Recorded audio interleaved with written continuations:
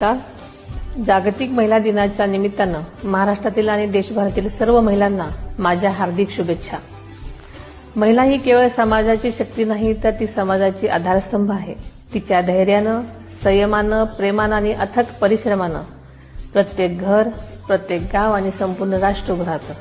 आजच्या या विशेष दिवशी मी सर्व महिलांचं अभिनंदन करते, ज्या रोजच्या जीवनामध्ये अनेक आव्हानांना तोंड देत स्वतःला सक्षम करतात आणि इतरांनाही प्रेरणा देतात। स्वराज्य जननी जिजाऊ माँसाहेब, राजमाता अहिल्यादेवी होळकर, क्रांतिज्योती सावित्रीबाई फुले यांच्या विचारांचा, कार्याचा समृद्ध वारसा आपल्याला लाभला आहे। त्याच विचारांचा वारसा आपल्याला पुढे घेऊन जायचा आहे। महाराष्ट्राच्या इतिहासामध्ये पहिली महिला उपमुख्यमंत्री म्हणून मला जबाबदारी मिळाली, ही माझ्यासाठी मोठी सन्मानाची गोष्ट आहे। पण हा सन्मान खऱ्या अर्थानं सर्व महिलांचा आहे असं मी समजते। आदरणीय अजितदादांच्या स्वप्नांना पूर्ण करण्यासाठी आणि महिलांच्या सशक्तीकरणासाठी मी कटिबद्ध आहे। सर्व महिला भगिनींना जागतिक महिला दिनाच्या पुन्हा एकदा शुभेच्छा देते। जय हिंद, जय महाराष्ट्र।